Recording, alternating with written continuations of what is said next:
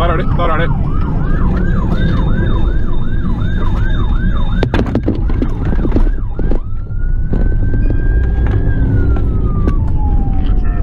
Ja, kjør på de. Viktig melding, viktig melding. Kasteting.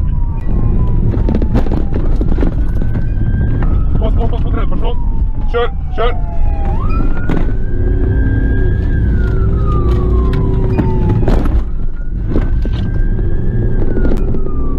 Slutt å prate!